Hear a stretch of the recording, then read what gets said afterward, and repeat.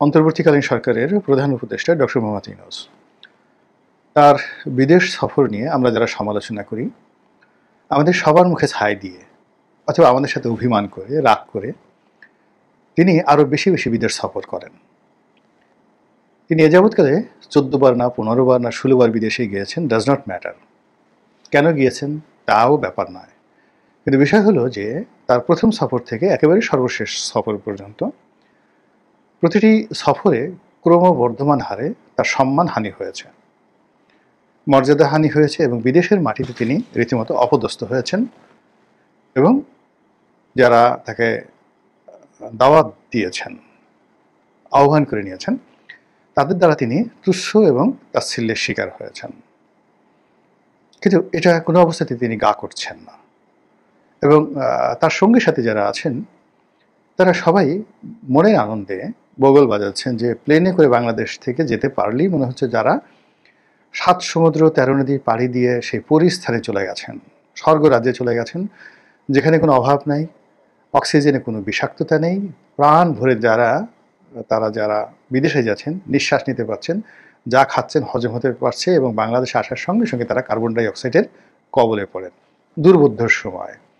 এমনিতেই ডক্টর মোহাম্মদ ইউনূস ক্ষমতা যখন আসেননি তখনও তিনি যাকে বলা হয় ভ্রমণের জন্য রীতিমতো পাগল পাড়া ছিলেন। এত ভ্রমণ বাংলাদেশের অন্য কোনো মানুষ কখনো করেনি ওনার মতো, এবং ওনাকে বলা যায় বাংলাদেশের ইবনে বতুতা বা বাংলাদেশের মার্কো পোলো। ওই যে তারা গরুর গাড়ি, ঘোড়ার গাড়ি, পায়ে হেঁটে জলদস্যুদের কবলে পড়ে যেভাবে ভ্রমণ করেছেন, সেটার সঙ্গে যদি আপনি ডক্টর মোহাম্মদ ইউনূসের ভ্রমণ ইতিহাস নেন তাহলে মনে হবে আজকের যুগে তার ভ্রমণের যে বিস্তৃতি ১০০ জন ইবনে বতুতার সমান। ইবনে বতুতা তার কাছে শিশু, কিংবা মার্কো পোলো তার কাছে বালক, একেবারে বালক। এইভাবে তিনি ভ্রমণ করেছেন। ভালো কথা, এখন সেই ভ্রমণে তার আনন্দ আছে, তৃপ্তি আছে, সুখ আছে, শান্তি আছে। আবার দ্বিতীয়ত হলো যে রাষ্ট্র ক্ষমতার সঙ্গে, পাওয়ারের সঙ্গে তার যে সখ্যতা দেশে এবং দেশের বাইরের, এটা তিনি সবসময় এনজয় করেন। এর সাথে জমানায় তার এর সাথে সাথে ভালো খাতির হয়ে গেল, তিনি গ্রামীণ ব্যাংক পেলেন। পরবর্তীতে সব সরকারের জামানাতেই তিনি সরকারের কাছ থেকে রীতিমতো জামায়াদুর পেয়েছেন। কেবলমাত্র ২০০৯ সন থেকে একেবারে ২৫ সন পর্যন্ত শেখ হাসিনার সাথে তার সম্পর্কটা খারাপ ছিল, কিন্তু এই সময়টিতে আবার আন্তর্জাতিক অঙ্গনে অর্থাৎ শেখ হাসিনা থেকে যত আঘাত করেছেন তার প্রেক্ষিতে বাংলাদেশের সাধারণ মানুষ, এমনকি ডক্টর মোহাম্মদ ইউনূস এবং গ্রামীণ ব্যাংক বিরোধী মানুষ, তারা তার প্রতি সহানুভূতিশীল ছিলেন। আর দেশের বাইরের যে মানুষগুলো হয়তো তিনি কখনো পেতেন না, কাছাকাছি আসতো না, শেখ হাসিনা তার প্রতি যতটা নির্মম হয়েছে, নিষ্ঠুর হয়েছেন, বিদেশি মানুষগুলো ততই তাকে কাছে টেনে নিয়েছেন এবং তার প্রেক্ষিতে আজ তিনি বাংলাদেশের প্রধান উপদেষ্টা, প্রধানমন্ত্রীর পদমর্যাদায়। ফলে তার ওই যে ভ্রমণের অভ্যাস, এই অভ্যাসটি এখন রাজকীয় অভ্যাসে, রাজকীয় বিহারে পরিণত হয়েছে। একটা সময় রাজাবাদশারা হরিণ শিকারে যেতেন, তারপরে মৃগয়া, যেটাকে বলে হয়তো মৃগয়া, সেখানে যেতেন, বাঘ শিকার করতে যেতেন, বিশাল আয়োজন চলতো, আরও অনেক কিছু ছিল। তো এখন ওনার এই ভ্রমণ বিষয়ক যে ওনার যে অ্যাডভেঞ্চার, সেই অ্যাডভেঞ্চারটা এখন রাষ্ট্রীয় মদদে এমন একটাতে জায়গায় চলে গেছে যেটি ওনার বিনোদন, ওনার আনন্দ, ওনার বেঁচে থাকা, ওনার সারা জীবনের স্বপ্ন, প্রেম, ভালোবাসা সব কিছুকে এমন একটা জায়গাতে নিয়ে গেছে যেখানে বসে আওয়ামী লীগের লোকজন কয়টার ডিম মারলো কাকে, তার কুশপুত্তলিকে দাহ করলো, তাকে আজে বাসায় গালাগালি করলো, এগুলো ওনার আনন্দের কাছে, ওনার সফলতার কাছে এগুলো একেবারে একটা তুচ্ছ পিঁপড়ার মতো তার মনে হচ্ছে না।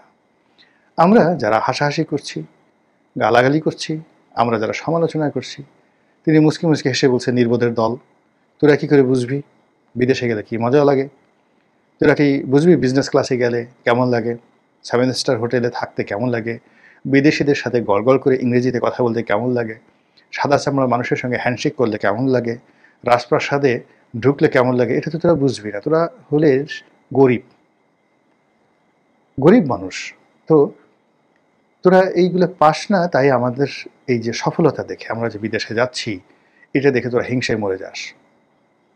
এরকম চিন্তা তার মাথায় আসে কিনা আমি বলতে পারবো না, কিন্তু আবহমান বাঙালি যারা আছেন আমাদের দেশের বড় বড় মানুষ আসলে এইভাবেই চিন্তা করেন বেশিরভাগ মানুষ, এবং সেইভাবে ঝগড়া করেন। আমাদের দেশে ধরুন এই যে পিনাকি আছে, ইলিয়াস আছে, তারা খুব অকথ্য অশ্রাব্য ভাষায় গালাগাল করে, মানুষের গোপন খবরাখবর, কে কী করলো, তারপর শেষে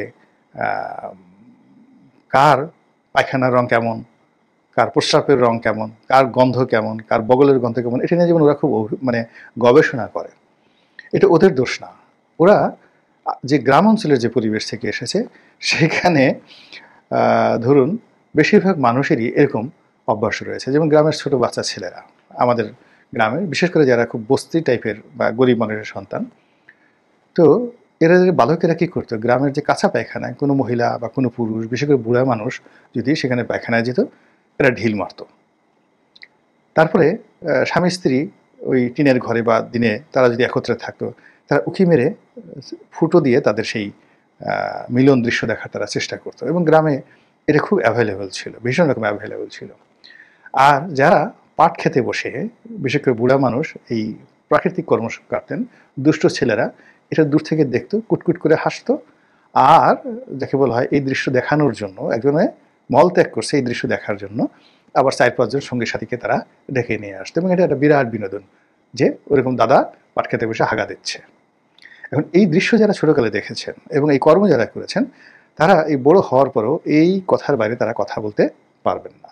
ফলে কি হচ্ছে, এই যে একটা মানুষের যে চিন্তা চেতনা কর্ম যা কিছু হচ্ছে, ওটার মাধ্যমে কিন্তু সব কিছু প্রকাশিত হয়ে যায়। তো যেটা বলছিলাম যে ডক্টর মোহাম্মদ ইউনূস এই বারবার বিদেশে যাচ্ছেন, বিদেশে যেতে যেতে গিয়ে প্রতিবারই তিনি তার যে ভ্রমণের গুরুত্ব হারিয়ে ফেলেছেন, ভ্রমণ নিয়ে নেতিবাচক কথাবার্তার কবলে পড়েছেন, এবং যাকে বলা হয় কঠোর নির্মম সমালোচনার পাশাপাশি তিনি যেখানে যাচ্ছেন সেখানে তার আদর আপ্যায়ন একেবারে জ্যামিতিক হারে কমে গেছে। এবং তার সর্বশেষ এখন যে রোম ভ্রমণ, এটা নিয়ে রীতিমতো রম্য রচনা চলছে। কেউ বলছে রোম যখন পুড়ছে, নগর যখন পুড়ছে, দেবালয় যখন পুড়ছে, তখন নীরব বাঁশি বাজাচ্ছে। বাংলাদেশে যেখানে হাজারো সমস্যা, যেখানে পিনাকি আন্দোলনের ডাক দিয়েছে, রাস্তায় কোন সেনাবাহিনী নেমে গেছে বলে সবাইকে সে মানে ইনকিলাব জিন্দাবাদ বলে রাস্তায় নামার আহ্বান জানাচ্ছে, তখন প্রধান উপদেষ্টা রোমে চলে গেছেন। এবং এই যে তার যে বিদেশ ভ্রমণ, এটা কি শেখ হাসিনা এক্ষেত্রে ফার্স্ট না তিনি ফার্স্ট? দীপুমণির ভ্রমণ যে লালসা, এটা বেশি না ডক্টর মোহাম্মদ ইউনূসের ভ্রমণ লালসা বেশি। এটা যদি আপনি গবেষণা করেন তখন আপনি দেখবেন যে দীপুমণি বা শেখ হাসিনা, তাদেরকে আপনার মনে হবে একেবারে মানে ইনফ্যান্ট, নবজাতক শিশু। ওনার ভ্রমণ পিপাসার কাছে যদি তাদের ভ্রমণ পিপাসা দাঁড় করান, নিকটে দাঁড় করান, মানে শেখ হাসিনাকে এবং তাদেরকে মনে হবে একেবারে ইনফ্যান্ট, দুধ দাঁত উঠেনি এরকম শিশু। তিনি রোমে গেছেন। তো রোম নগরী একসময় পুড়িয়ে গিয়েছিল, মানে পুড়িয়ে দেওয়া হয়েছিল সম্রাটের নির্দেশে। এবং যখন পুরো রোম জ্বলছিল, the great fire of Rome, তখন সম্রাট ক্লডিয়াস নিরো তিনি বাঁশি বাজাচ্ছিলেন। কেউ কেউ বলেন যে বাঁশি না, তিনি ভায়োলিন বাজাচ্ছিলেন। তো এটা কিংবদন্তি হয়ে গেছে। বাংলাদেশের এখন আগুন না লাগুক, কিন্তু বাংলাদেশে যে সমস্যা, সেই সমস্যাগুলো রেখে তিনি সেখানে গেছেন, যেটা FAO, জাতিসংঘের একটি সংগঠন, বিশ্ব খাদ্য সংস্থা, সেটার একটা অনুষ্ঠানে যোগদান করার জন্য। এবং এখানে সাধারণত কোনো কথাবার্তা না, কিচ্ছু হয় না। মানে আমি নিজে WHO বা এরকম অনেকগুলো প্রতিষ্ঠানের আন্তর্জাতিক জাতিসংঘের যে অনুষ্ঠানগুলো হয় সেখানে ফেলো হিসাবে, আমন্ত্রিত অতিথি হিসেবে গেছি, এবং কোনো কোনো জায়গাতে বাংলাদেশকে প্রতিনিধিত্ব করেছি। বাংলাদেশ যেমন স্বাস্থ্যমন্ত্রী যাওয়ার কথা একটা অনুষ্ঠানে, তা আমি গেছি আজ সেই প্রতিষ্ঠানের মানে FAO বা যাকে বলে WHO এদের অনুষ্ঠানে।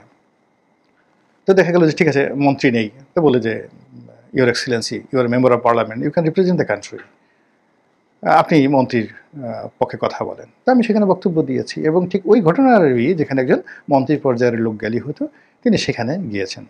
শেখ হাসিনা থাকলে হয়তো তিনিও যেতেন। যেমন মিস্টার লুলা ডি সিলভা, যিনি এখন ব্রাজিলের প্রেসিডেন্ট, তিনিও আসছেন, বিকজ তারও এরকম ভ্রমণ পিপাসা রয়েছে এবং তারও এরকম প্রচার প্রোপাগান্ডার দরকার। তো সেই দিক থেকে তিনি এই যে রোমে গেছেন, রোমে গিয়ে তিনি কতগুলো অদ্ভুত কথা বলেছেন যে বাংলাদেশের 17 কোটি মানুষ, আমরা বলি 18 কোটি, কাগজে কলমে 17 কোটি, এই 18 কোটি মানুষকে নাকি তিনি খাওয়াচ্ছেন বা তার সরকার খাওয়াচ্ছে। এই ঠিক সেম ল্যাঙ্গুয়েজ শেখ হাসিনা বলতেন, এখন তো লোকজন ঠাট্টা করছে, তা তো শেখ হাসিনাই ভালো ছিল। শেখ হাসিনা একই কথা বলছেন, ডক্টর মোহাম্মদ ইউনূস একই কথা বলছেন। আবার শেখ হাসিনা বলছেন যে আমি 10 লক্ষ রোহিঙ্গাকে খাওয়াচ্ছি। তার আবার এই বুদ্ধি দিয়েছে শেখ রেহানা, সে বলছে তুমি এই 17 কোটি মানুষকে খাওয়াচ্ছ, তুমি কি আরে 10 লক্ষ লোককে খাওয়াতে পারো না?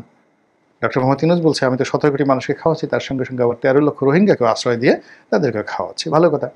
ইনি আরও 3 লক্ষ নতুন রোহিঙ্গা আমদানি করেছেন। এখন এই যে তার যে কর্মকাণ্ড, আপনার কি মনে হয় না তাকে আরেকটা নোবেল দেওয়া উচিত, আরেকটা নোবেল শান্তি পুরস্কার দেওয়া উচিত? নচেত এই বয়সে এই মানুষ এইভাবে যে দৌড়াদৌড়ি করছে, এইভাবে ছুটাছুটি করছে, এটা তো হয় না। আমার তো ঢাকা থেকে মানে অফিস থেকে বাসা থেকে অফিসে যেতে আমার বয়স 60 বছর এখনো হয়নি, আমার কাছে মনে হয় ঘুমিয়ে থাকি, ভাল লাগে না। তো সেখানে যে তিনি এত দৌড়াদৌড়ি করছেন, আমি খুব অবাক হয়ে যাই যে আল্লাহ তাকে কত এনার্জি দিয়েছেন। আর এই এনার্জি, তার যে বৈদ্যুতিক বাল্ব, তার যে জেনারেটর, পাওয়ার হাউস, এটা যে কতদিন চলবে আর কতদিন এই দৃশ্য আমরা দেখব, একমাত্র আল্লাহ রাব্বুল আলামিন জানেন। আসসালামু আলাইকুম রহমতুল্লাহি ওয়া বারাকাতুহু।